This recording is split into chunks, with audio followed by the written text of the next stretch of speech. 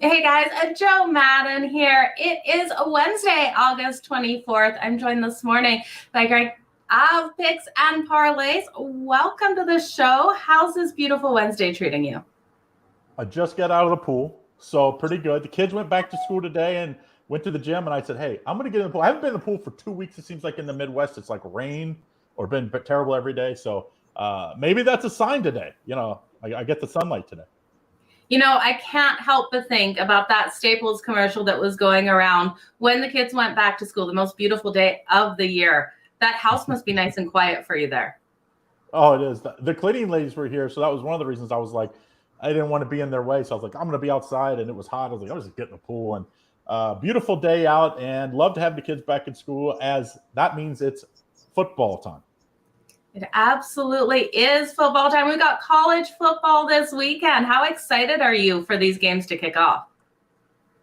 Usually week zero, I always say there's like one or two games that I'm interested in that I have pretty strong opinions. Not as much this year. I thought week one has some ridiculous games, but Yeah. week zero this year, it was like, I don't know. ESPN, usually they're the ones I'm guessing pushing these matchups to have some nice matchups for their, for the viewers, but not this year. Not the best matchups. Week zero, tread lightly. I would say save your money for week one because it's going to be an amazing week one starting on week from this Thursday. Yeah, absolutely. And we look at this college football season, we have less returning starters than normal. Are there any teams that you're really high on for this upcoming season? It's the similar teams, if you're a guy or a girl that doesn't like seeing, the Alabamas, Georgias, Clemson's, Ohio States in the world that are, that have owned football for the last, decade plus, Yeah. get used to it again this year. I don't see a whole lot of teams coming outside of those teams again this year. I mean, Ohio State and Alabama look pretty tough to. I would be shocked if those two don't match up for the national title. But you never know, injuries and usually maybe Georgia Yeah. can all those losses on defense. But I'm excited. It's the similar crew, but as a better, it's the individual matchups week to week. So I don't really worry about that it's the same teams every year. Yeah, absolutely. As a Buckeyes fan, though, I love that you're thinking they're going to match up with Alabama in the championships. How do you think Georgia is going to bounce back this year? We saw them lose so many defensive players. Do you think they're going to have another strong year? I mean, they're deep. They were deep last year, so it's the Alabama and Ohio State. When you lose, you reload. Great coach. Kirby Smart's a great coach. He came from Nick Saban. He learned very well, obviously, and he finally got that championship last year. That only helps in recruiting. They'll be young on defense, but I think by midseason they'll be just fine. The offense is going to have to be better because the offense at times last year had some issues. I think they will be. It's I think they'll still be. They're going to have a chance to play in the SEC championship, and that's all you ask for because you play in the SEC championship, you beat Alabama. You're going to the national championship, or have a shot at the national championship in that Final Four. It's going to be great. Now, I know as bettors, our favorite team is always who we have our money on, who's making us money. But do you have a team at heart that is your favorite team?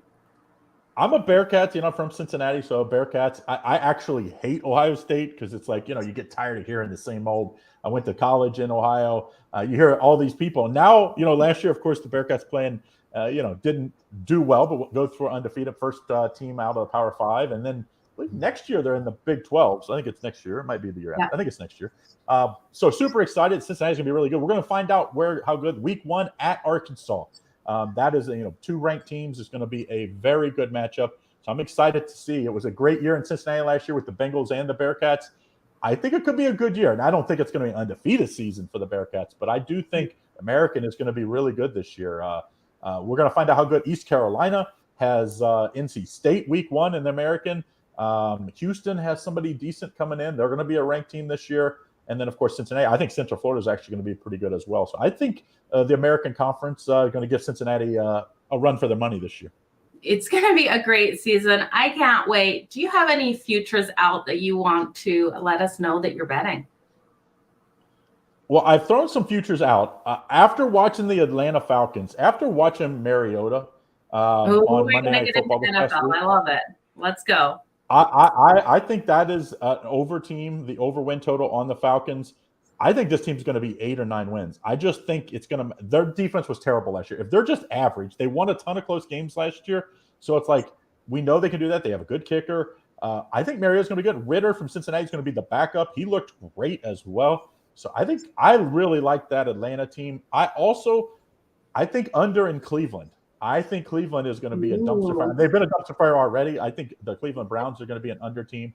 And then in college football, I don't know. I would say Purdue in the Big Ten is the kind of the sleeper team so I like the win total over on Purdue as well. I think that's one of those teams to watch out for. Braum there has done an amazing job. I mean, Purdue, it seems like they would have 1 out of 10 years that they'd be good, but they've been consistently pretty good. So I think Purdue's going to have a pretty good year in the Big Ten as well. Okay, that's going to be great. What about in the NFL? Is there any teams that you're just avoiding this upcoming season that you really, I know the Browns you think aren't going to do well, but any other teams where you're just like, I'm not sure how they're going to perform with the amount of changes within that team? I would say the 2 New York teams scary. I think both could be really bad again. I know there was some optimism for the Jets. Obviously, injuries has already kind of derailed at least early season. I also think the Raiders. I think the Raiders could be really good. I mean, you look at the individual, what they've added. You add the number 1 receiver in the league, or let's just say arguably one of the top receivers in the league in Adams, to a guy that he played college with, which they had an amazing friendship. You got to think that's going to make their offense better. Waller's hopefully going to be healthy for the year. Josh McDaniels, but it's just like they're going to be such a public team because they had all that. So I think that's a team I would maybe early I would stay away from because, you expect when you add pieces you're going to be better. But name a team that's had a ton of trade other than I would say the Rams last year, obviously. I guess. Okay, Rams throw them out. Like you add a lot of players, it usually doesn't end well. Like it's not a league where you can just bring guys in and be good all of a sudden. You have to build through the draft. The good teams, the Patriots, those type of great franchises built through the draft. And I think it's going to be a tough spot for the Raiders early on. Should be an interesting season for them, for sure. We saw so many off-field dramas with this team last year, which kind of led me to believe, looking at their win total this year, that they could go over that if they can keep that drama off the field. Tough. What do you think for this team? Tough city to keep the drama off the field. I mean, I don't know if you've ever been to Vegas. There's a lot of temptations. And I know people say it's only on the strip. Baloney. You haven't been in. There's casinos everywhere. There's gambling halls everywhere. It is a tough city, 24/7 drinking, 24/7 gambling, prostitution's everywhere. Like it's a tough city to stay out of trouble if you have any malcontents on your team. Absolutely. What do you think the biggest draw for these players is to play in a town like Vegas when they know they're going to have all of these distractions? What do you think it is? Just the Raiders overall? The Raiders are not a team that usually gets a lot of free agents because the Davis family is not necessarily been a player's coach or an owner's coach, if you know what I mean, like or owner's player, I guess is what it should say. He's not a guy that is known to treat his players unbelievably. Robert Kraft, people talk about how great he is to his players. It's just not, that's not usually the, but Vegas, no state taxes, pretty big deal when you're making millions like these guys are. You're talking about, I get to keep an extra couple $100,000 a year for these, the big high players. I think that's always going to be a big thing. And now that they're adding all the pro teams, I mean, it sounds like Major League Baseball, the A's might be moving there. The NBA might get an expansion team. So it's a city that's growing. Not every city is like, Pittsburgh, from when I was growing up, it's half the size. It's a different feel where you go to Vegas. It's a city that's booming, growing everywhere. Absolutely. And you got your Vegas Golden Knights there as well in the NHL. Are you a hockey fan at all? I'm like a closet hockey fan. I will watch hockey in the playoffs. I bet on them a lot because I follow very closely the stats, the trends, and all that kind of stuff. So I do I give out a NHL pick every day. It's, I won't say every day, but 90% of game days. But as far as watching every game, I'm not like the diehard now in the playoffs. Like if you could make playoff hockey year round, it would be one of the, it could compete with maybe not football, maybe not basketball, but it would be a bigger sport than baseball for sure. Yeah, I completely agree with you. I love hockey, especially in the playoffs. I'm a Calgary Flames fan. It's a mouthful to say. I don't know why. And we made so many improvements, but Vegas is definitely the Golden Knights, Oh, my second favorite team. I love ha- the have, entertainment value that you guys bring. have you ever been to a Knights game? I have not been down for a Knights game. I was supposed to go. Oh, The dreaded C got word to. hit me when I was supposed to go. So I'll be down there this week. I took my daughter to the game when they lost to the Washington Capitals in the Stanley Cup Finals. That was my first game ever. Her first hockey game as far as professional. We have a hockey team in Cincinnati that we have season tickets to, so she knew all about hockey. Amazing experience. I've been to 3 or 4 other games. The experience in Vegas is, and I've been to Super Bowls. I've been to Final Fours. I've been to everything you can think of as far as big game, Kentucky Derby, whatever. It is the best in-game experience for fans that I've ever seen. I mean, they do. I haven't been to a Raiders game in Vegas yet, so I'm excited to go. I don't know if anybody can touch it though. Vegas Knights do an amazing job for hockey, and it's. I hope everybody else in hockey starts to do what they do. Yeah, absolutely. I can't wait to get down there for a game. Definitely going to be coming down when my Calgary Flames come down, because either way, whoever wins, it's going to be a happy night in that Vegas stadium. Okay, let's talk some MLB. We've got lots of games on the board today. How has MLB been treating you this season? Because I know since the All-Star break, it's been hard. How's it been for you? My least favorite time to bet baseball is between after the All-Star break through the playoff or till the playoffs start, because during that time the favorites get they're even bigger favorites. The haves and have-nots becomes larger, and that's you see it in the lines. And I won't touch a line that's above minus 175. So it's like half the games on the board basically are off unless I'm going to play the total or lay minus 1.5 or plus play a plus 1.5. So I think that's very tough. Baseball's been great to me this year, and I hope we continue. But you have to be a lot more selective after the trade deadline. Absolutely. Okay, is there anything you're touching on the board today? Yeah, I really think Guardians early plus 145. They won yesterday in an upset. That Padres team, people thought just because they went and got Soto and Bell that all of a sudden their issue has been not striking out. They strike out way too much. They don't hit well with runners in scoring position, and they don't have a top line pitcher. They don't have a guy to match up. If they're running out Verlander, they don't have a guy. They don't have a number one. They have a lot of number 2s, 3s, and 4s. They needed a starting pitcher. Maybe they'll get one in the offseason. I think this Padres team just way overrated. I like Guardians at plus 145. I also think your Blue Jays minus 155. I think, they've been a disappointment. Let's just be honest. Since the trade, even since the All-Star break, break really kind of, but they still are right there. I mean, all their goals are still in front of them. If they finish, win they just need to go 6-4 basically every 10 games. If they do that, they're going to be in the playoffs. And we've seen it doesn't matter who you are. You get hot in the playoffs. Anybody can win. We've seen it year after year. So I think the Blue Jays have a lot to prove still, but I liked them yesterday. I like them again today at minus 155. Yeah, they definitely have to come out and be consistent here. Yeah. We're seeing them losing against teams they really shouldn't lose against. We're seeing them just not be able to hit in some of these games, but it looks like they're trending back in the right direction. Fingers crossed for my Toronto Blue Jays. They really need this. Barrios scares me a little. He is just being so all over the place, unpredictable. I rode the team total for the Jays over. I also like the over in this game. Any thoughts on the total here at 9.5? Yeah, I like the over a little bit. I always worry about those. Once I go above 9 on totals, unless I'm playing the Colorado, it starts to worry me because, you can, what if they scored, Blue Jays could win 7-1? And, that's they have a huge output and you lose. I like the team total over for the Blue Jays because of these two teams, the Blue Jays have the much more talented offense. So I would probably like that a little more than say the over in the game at 9.5. I think the Blue Jays are the team that's probably going to score 6+ runs. Unfortunately for the Blue Jays and the Blue Jays fans, that's hard to do in the playoffs is win high scoring games. And that's kind of the games they need to win.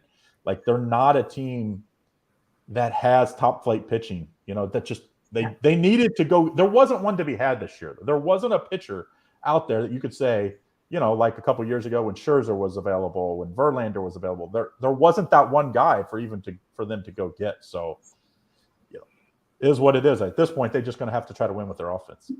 Absolutely. They're going to have to get it done. Let's quickly talk about a little bit of your betting strategy in the MLB. Are you looking a lot at sides, or are you doing more totals, first fives? What are you looking at more so? It's, like I said, pre-trade deadline, I play a lot more sides than I do totals. Post-trade deadline, it's almost mandatory that you have to play more totals because you look down through the card and you see more, it seems like more -2+, which is, 250, 270, 300. I mean, we've seen 400 this year. Like, you can't play those games, in my opinion, because it's as far as a side. So I like totals post-trade deadline a lot more. Now, I'm not saying I'm playing like 80% totals. That's probably more like 50-50. But it's probably pre-trade deadline. I'm probably 70% playing sides, 30% playing totals. Now, come football season, I'm probably more like 50-50 because I think there's a little more value on totals, in my opinion, in football and basketball season. Okay, now when you have a really chalky day, are you ever looking at putting those favorites in a parlay, or are you avoiding parlays? I love parlays. There's a reason why the site's called Picks and Parlays. I love parlays. I do love parlays, but as a handicapper, 15 plus years ago when I started doing this, I realized very quickly, you bet parlays, you don't win. I mean, you go 7-3 in a week and you throw some parlays in there, and at the end of the day, you're like, I didn't show any profit. And even though, say you're $100 better and you say, hey, I'm only playing 3 $10 parlays. When you're playing Major League Baseball and you're having to play favorites, you're throwing some favorites in there so that, you're -150 and you lose that. You will not win long-term doing that. So I would say treat your parlays like lottery tickets. Absolutely. What's the biggest parlay? What's the biggest parlay you've ever won? This was way back, probably 20 years ago. One of the first times I ever went to Vegas, probably one of the first times I ever really had a big weekend in Vegas with my ex-wife.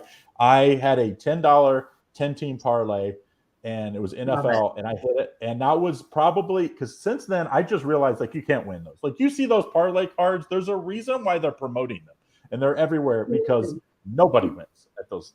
I've been in Vegas so many times. Basically lived there a third of the year for 10 plus years. And I have been in sportsbook the whole time I'm there. You don't hear people say, I hit this 10-team parlay off of that parlay card. You just don't do it. So I would say parlays, treat them like, I would say 5% of your bankroll should be in parlays. That's a very small percentage. Now, you've been betting so long. What is your best advice for new bettors out there? Don't gamble what you can't afford to lose. Because, I get emails or tweets or, every imaginable, social media now that can get to me. They'll say, hey, I'm down, $5,000 to my bookie. I play, $400, $500 games. Get me out of the hole. It's like, dude, it's too late at that point. I was like, I would stop. I would find a way to pay it and stop betting. And then, give yourself a couple of weeks to clear your head, because you can't win when you have to win. Like, that's just your mind isn't right. Like, you have to start slow. If you can afford to lose $1,000 a month, that's what bankroll you work with. I'm always like at 10%, 8 to 10% is what I consider what I would bet on my best bets is for what my bankroll is for that month. That is definitely great advice. What is happening at Picks and Parlays, wrapping up into the football season coming up? What shows have you got going on? What's happening there? Exciting time. Obviously, football season starting. We do have our power hour we do every day at 3:00, where we have, our 3 of our hosts are involved in it. They host different days, and we have 10 to 12 different Picks and Parlays experts on every day talking all things football. We even throw some, baseball props, all kinds of other stuff. But and then, I have a 5 free pick video that goes out every morning live. So you can check it out 10:00 Eastern Standard Time, Monday through Friday. And then on Friday and Saturday, for Saturday and Sunday, I do it like about midnight every night. So you can get 5 free picks for that day.